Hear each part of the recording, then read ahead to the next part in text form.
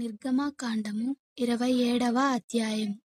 మరియు 5 మూరల పొడుగు 5 మూరల వెడల్పు గల బలిపీఠమును తుమ్మకర్రతో నీవు చేయవలెను. ఆ బలిపీఠము చచ్చౌకముగా నుండవలెను. దాని ఎత్తు 3 మూరెలు. దాని 4 మూలలను దానికి కొమ్ములను చేయవలెను. దాని కొమ్ములు దానితో ఏకాండముగా ఉండవలెను. దానికి ఇత్తడి రేకు పొదిగింపవలెను. దాని బూడిద ఎత్తుటకు కుండలను, గరిటెలను, గిన్నెలను, ముండ్లను, అగ్ని పాత్రలను చేయవలెను. ఈ ఉపకరములన్నీయు ఇత్తడితో చేయవలెను. మరియు వలవంటి ఇత్తడి జల్లెడ దానికి చేయవలెను. ఆ వల మీద దాని 4 మూలలను 4 ఇత్తడి ఉంగరములను చేసి, ఆ వల బలిపీఠము నడిమి వరకు చేరునట్లు దిగువను బలిపీఠము గట్టు క్రింద దాన్ని నుంచవలెను. మరియు బలిపీఠము కొరకు మోతకర్రలను చేయవలెను. ఆ మోతకర్రలను తుమ్మకర్రతో చేసి వాటికి ఇత్తడి రేకు పొదిగింపవలెను. ఆ మోతకర్రలను ఆ ఉంగరములలో చొనపవలెను. బలిపీఠము మోయుటకు ఆ మోతకర్రలు దాని 2 ప్రక్కలా నుండవలెను. పలకలతో గుల్లగా దాన్ని చేయవలెను. కొండ మీద నీకు చూపబడిన పోలికగానే వారు దాన్ని చేయవలెను. మరియు నీవు మందిరమునకు ఆవరణము ఏర్పరచవలెను.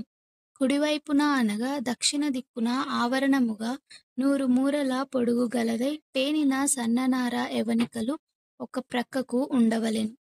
దాని 20 స్తంభములును వాటి 20 దిమ్మలును ఇత్తడివి.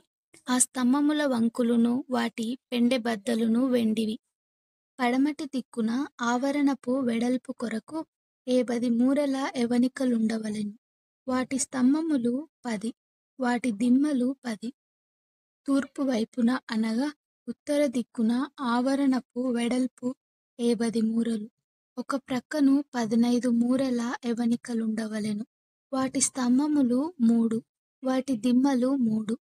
రెండవ ప్రక్కను 15 మూరల ఎవనికలుండవలెను. వాటి స్తంభములు 3, వాటి దిమ్మలును 3. ఆవరణపు ద్వారమునకు నీల ధూమ్ర రక్తవర్ణములు గల 20 మూరల తెర ఉండవలెను. అవి పేనిన సన్ననారతో చిత్రకారుని పనిగా ఉండవలెను. వాటి స్తంభములు 4, వాటి దిమ్మలు 4. ఆవరణము చుట్టూనున్న స్తంభములన్నీయు వెండి పెండెబద్దలు గలవి. వాటి వంకులు వెండివి. వాటి దిమ్మలు ఇత్తడివి. ఆవరణపు పొడుగు 100 మూరలు. దాని వెడల్పు 70 మూరలు. దాని ఎత్తు 5 మూరలు. అవి పేనిన సన్ననారవి. వాటి దిమ్మలు ఇత్తడివి. మందిర సంబంధమైన సేవోపకరములన్నీయు మేకులన్నీయు ఆవరణపు మేకులన్నీయు ఇత్తడివై ఉండవలెను. మరియు దీపము నిత్యము వెలుగుచున్నట్లు ప్రదీపమునకు దంచి తీసిన అచ్చము ఒలీవల నూనె తేవలెనని ఇశ్రాయేలీయులకు ఆజ్ఞాపించుము. సాక్ష్యపు మందసము ఎదుటనున్న తెరకు వెలుపల ప్రత్యక్షపు గుడారములో అహరోనును అతని కుమారులను సాయంకాలము మొదలుకొని ఉదయకాలం వరకు యెహోవా సన్నిధిని దాన్ని సవరింపవలెను.